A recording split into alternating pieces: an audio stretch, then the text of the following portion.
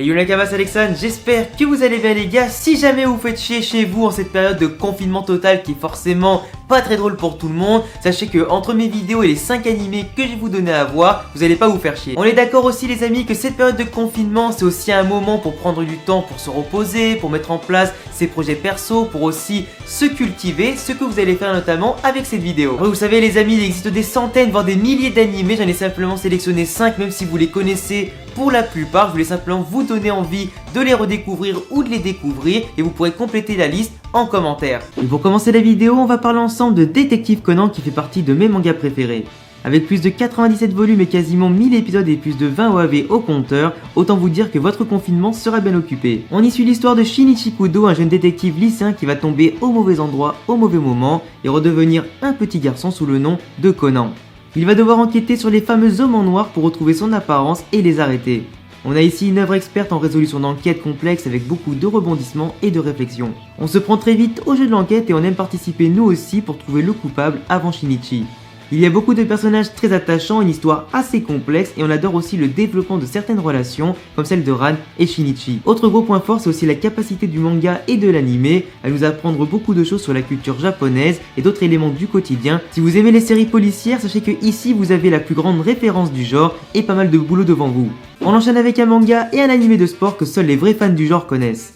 On parle ici de Hajime no Ippo, un des monuments si ce n'est la référence sportive en termes de manga et de Japanimation. Avec déjà 127 volumes et plus de 120 épisodes sans compter les OAV, vous avez ici l'histoire la plus épique en termes de sport, sans compter les nombreuses valeurs et morales qui y sont véhiculées comme de véritables leçons de vie. En suivant l'histoire de Hippo Makunochi, vous allez vous rendre compte à quel point la vie peut être difficile lorsqu'on n'a pas le soutien nécessaire. Souvent maltraité et rabaissé par les autres, il aura fallu d'une seule lueur d'espoir représentée par Takamura, un ancien pro de la boxe, pour que Hippo se révèle au grand jour et prenne enfin son destin en main. Il en a marre d'être un souffre-douleur et il est dégoûté aussi de voir sa mère galérer au quotidien. Hippo va donc s'entraîner jour et nuit et consacrer sa vie à la boxe afin de ne plus avoir peur de personne et de mettre enfin la daronne à l'abri. On a ici une véritable histoire dans laquelle chacun peut s'identifier par rapport aux difficultés et le harcèlement connu par Hippo. On peut également s'identifier par sa véritable envie de progresser et d'enfin devenir un homme. On y voit aussi la volonté de renverser la vie et la croquer à pleines dents tout en atteignant ses objectifs avec passion et travail acharné.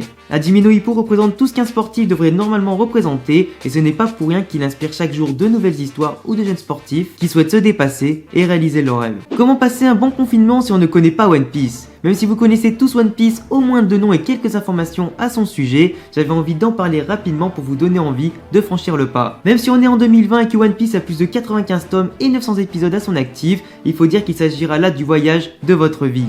Quand on aime l'aventure, l'exploration, les combats, les rebondissements et surtout un scénario incroyable qu'on apprend à redécouvrir à chaque arc, on ne peut pas passer à côté de One Piece. Quand on voit l'engouement du public pour chaque chapitre de manga, chaque épisode qui sort chaque semaine, on se dit qu'il y a forcément une bonne raison. Le monde de One Piece est sûrement l'un des plus construits de l'histoire de la pop culture, avec des références à différentes cultures ou mythologies, et un background qui vous fera tomber de haut si vous l'avez sous-estimé. En plus d'une centaine de personnages très travaillés et même si l'œuvre paraît immense, dévorer les épisodes du manga n'a jamais été aussi rapide. Vous allez rire, vous allez pleurer, vous allez être surpris voire même frustré et c'est ça la grande force de One Piece. Être tout d'abord étranger à l'œuvre avant d'en devenir familier et surtout en se sentant comme un Nakama à part entière sur le bateau du prochain seigneur des pirates. Pour continuer avec une œuvre que j'ai moi-même découvert en 2020, on va parler de Hunter x Hunter. Avec 148 épisodes et 36 volumes, Hunter x Hunter a réussi à me mettre une claque incroyable. Je l'ai regardé en seulement un mois tellement j'étais totalement à fond dedans et j'ai vraiment regretté de ne pas avoir vu ça plus tôt. On a ici une œuvre qu'on peut qualifier de légendaire par sa construction, sa manière aussi de véhiculer les valeurs et l'apprentissage par lequel tous ces personnages passent. On a une réelle impression de proximité avec les personnages et même si on peut penser que l'œuvre est naïve par moments, on se rend très vite compte que ce monde est bien sombre. Entre un monde gigantesque, de multiples personnages, des arcs qui ont marqué les générations entières et des pouvoirs qui se développent au fur et à mesure, on a surtout un personnage qui n'est pas ultra cheaté dès le début et qui progresse à son rythme. On a une tension qui s'installe dans les grands moments et des rebondissements qu'on ne voit pas forcément venir à l'avance. Que ce soit de l'animation, les OST et bien évidemment l'écriture qui est vraiment incroyable, tout est là pour nous bercer tout au long de l'histoire et nous pousser à voir Gon devenir le plus grand des Hunters et on veut autant que lui retrouver son père. Pour terminer la vidéo, j'avais vraiment envie de vous lancer un petit défi de nostalgie avec des animés de votre enfance. Pour ma part, j'ai choisi Yu-Gi-Oh pour compléter la vidéo qui maintenant possède de nombreuses saisons entre les premières GX, 5D, Zexal, Arc V et Vrain. On prend plaisir à retrouver un animé de son enfance et j'avais envie de redécouvrir ce jeu de cartes aussi fun que complexe et de voir son évolution au fur et à mesure de l'animé. Que ce soit aux côtés de Yugi, Jaden ou les autres personnages, on a chaque fois de nouveaux héros plus ou moins stylés avec leur propre personnalité et des enjeux bien différents.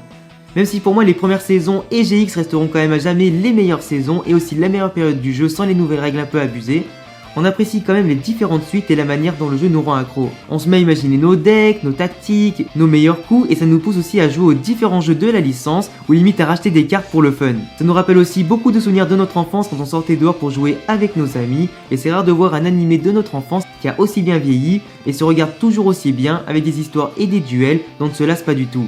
Vous avez ici des centaines d'épisodes à voir pour votre confinement et votre plus grand plaisir.